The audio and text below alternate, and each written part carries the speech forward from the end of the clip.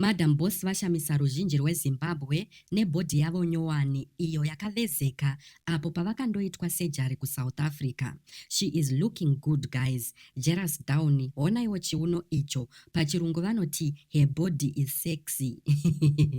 Kusangana zvakare panonzi pano channel yenyu yezvese zviri kuitika muZimbabwean entertainment nezvimwewo. Kana iri first time yenyu kuvawo pano, ndapota bayai apo pakanzi subscribe. Mobva malaika nekushare video rino. Izvi zvinobatsira kuti risvike kure. So kunemi mose magara murive pano, welcome back. So Madam Boss has been turning heads with her impossibly tiny waist, sparking conversations and mixed reactions across social media.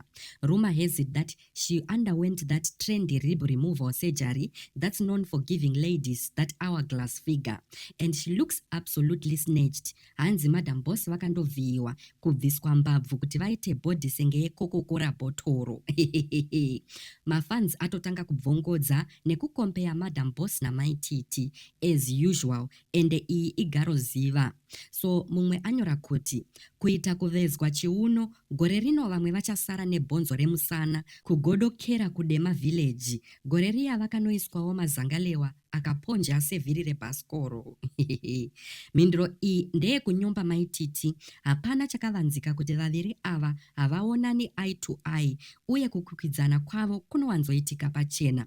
Mucharangarira here hondo yedzimba iya yemastands pavakaratidzana dzimba dzavo dzinodhura vachiedza kukwikwidzana.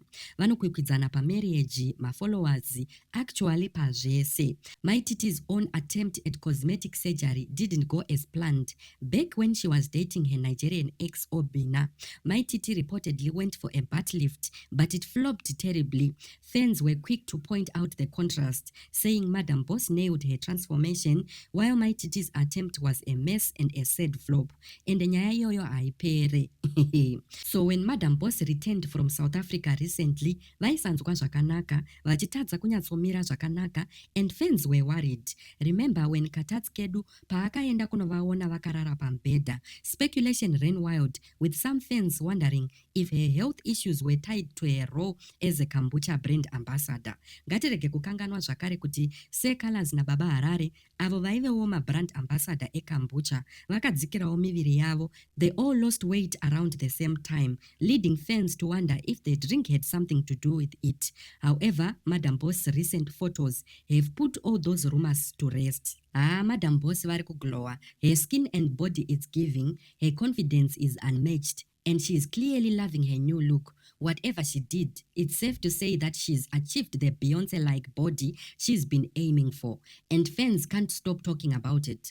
Kumuda kana kumuvenga, love her or hate her, Madam Boss knows how to stay in the spotlight. While the competition with Mai Titi might continue, one thing is certain, Madam Boss is owning her look and making waves while she's at it.